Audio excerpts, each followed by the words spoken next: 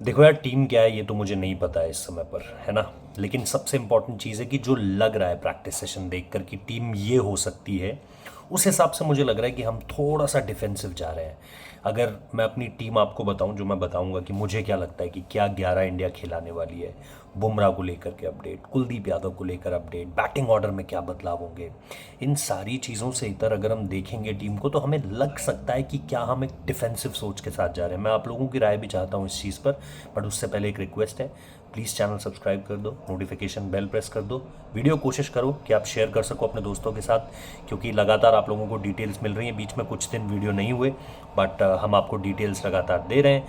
So at this point of time यार, जो मुझे एक सबसे इंपॉर्टेंट चीज़ लगती है, पहले तो आज आपने सब कुछ देख लिया होगा। प्रेस कॉन्फ्रेंस में मैंने शुभमन गिल से पूछा था कि वो जो गलतियां हैं, उन गलतियों के बाद होता क्या है कि जब आप टेस्ट मैच के 4 दिन अच्छी क्रिकेट खेलते हो और बीच में छोटे छोटे मोमेंट्स गवा देते हो और फिर आखिरी दिन आप एक बड़ा मोमेंट गवाते हो, तो फिर क्या होता है, आप किस तरीके से अपनी टीम को एड्रेस करते हो। तो पहली चीज़ जो शुभमन की कप्तानी की सबसे अच्छी बात है वो ये है कि अकाउंटेबिलिटी लेना जानता है वो। अगर गलत किया है तो बोलना जानता है कि मैंने गलत किया है। तो as simple is that, clear cut answer था। मैंने उनसे कहा था हमने कुछ गलतियां की, उन्होंने कहा नहीं कुछ नहीं, हमने बड़ी गलतियां की। तो अगर आप वहाँ से आज के दिन को उठाओ, एक तो जो 8 खिलाड़ी आज आए हुए थे उनसे भी थोड़ी तस्वीर क्लियर हुई है। तो 8 खिलाड़ी कौन कौन आए हुए थे? आप देखोगे यशस्वी आए हुए थे, केएल राहुल आए हुए थे, शुभमन आए हुए थे, अभिमन्यु ईश्वरन आए हुए थे और साई सुदर्शन आए हुए थे। इनके बाद अगर आप देखोगे 3 बॉलर्स आए हुए थे, कुलदीप यादव, आकाशदीप आए हुए थे और अर्शदीप आए हुए थे। तो तीनों दीप जो हैं वो आए हुए थे। इन 8 के अलावा और कोई नहीं था। कोच गौतम गंभीर ज़रूर थे। अब सबसे इंपॉर्टेंट चीज़ इसमें दो बातें हैं।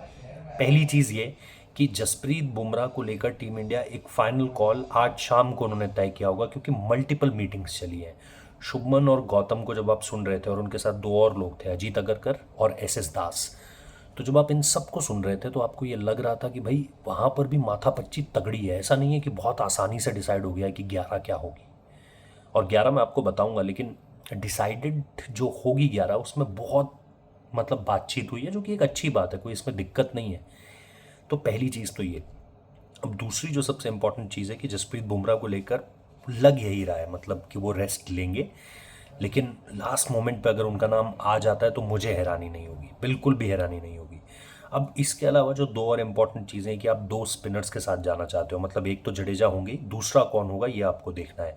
और इस पर भी एक जो जो ब्लफ खेल सकती है इंडियन टीम, वो ये खेल सकती है कि कहीं कुलदीप और वॉशी दोनों को ना उतार दे।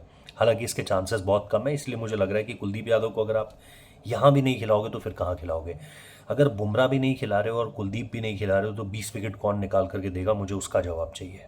क्योंकि 835 रन लगाने के बाद भी अगर आप टेस्ट मैच हार जाते हो, तो फिर ब्लेम तो आपको बॉलर्स को करना पड़ेगा ना, जिन्होंने विकेट्स नहीं लिए। 20 विकेट, 835 रन लगाने के बाद आपको और बैटिंग डेप्थ देखने की जरूरत नहीं है, खास तौर पर जब आपके कैप्टन ने आज प्रेस कॉन्फ्रेंस में ये कह दिया है कि मोर ओवर सेम ही कंडीशन है, वहां भी जो हमने देखा था और यहाँ भी जो देखा था। तो ये तो एक one of the finest batting ground है एजबेस्टन।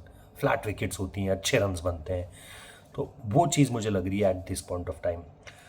तो मुझे जो लग रहा है कि जो 11 होगी, जो मुझे लग रहा है, मुझे नहीं पता कि ये लोग वो खिलाएंगे या नहीं खिलाएंगे, बट मुझे लग रहा है कि ये जो 11 ये खिलाते हुए दिखेंगे, उसमें केएल राहुल होंगे, यशस्वी जायसवाल होंगे, 3 नंबर पर साई सुदर्शन ही होंगे, 4 नंबर पर शुभमन गिल होंगे, 5 नंबर पर ऋषभ पंत होंगे, 6 नंबर पर रविंद्र जडेजा होंगे। मैं करुण नायर को खेलता हुआ नहीं देख रहा हूँ। इसकी 2-3 चीज़ें हैं, वो मैं आऊँगा आपको बताऊँगा कि क्यों मैं ऐसा कह रहा हूँ। क्योंकि लास्ट में जाते जाते जब दिन खत्म हुआ ना, तो फिर पता चला कि यार ये एक इम्पॉर्टेंट चीज़ थी जो हुई है। तो रविंद्र जडेजा खेलेंगे, फिर नीतीश कुमार रेड्डी आएंगे और फिर वॉशिंगटन सुंदर आएंगे। क्योंकि अगर आप कैप्टन की प्रेस कॉन्फ्रेंस सुनोगे तो उन्होंने कहा है 8वें नंबर पर भी हमें कोई ऐसा खिलाड़ी चाहिए जो बैट कर सके, हल्का फुल्का बैट कर सके। अब वो हल्का फुल्का वॉशिंगटन सुंदर हल्के फुल्के से तो ज़्यादा बैटिंग कर लेते हैं, और हल्का फुल्का कुलदीप यादव कर सकते हैं। तो क्या वहाँ पर उन्होंने एक साइन दिया?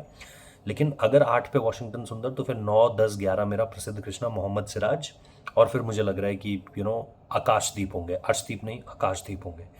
तो ये मुझे लग रहा है eight this point of time. इसमें जैसा मैंने कहा चेंजेस हो सकते हैं, कुलदीप भी आ सकते हैं, बुमराह भी आ सकते हैं, बट ये बहुत आउटसाइड चांस है, इसलिए मेरी पहली 11 में मैंने उनका नाम नहीं डाला है।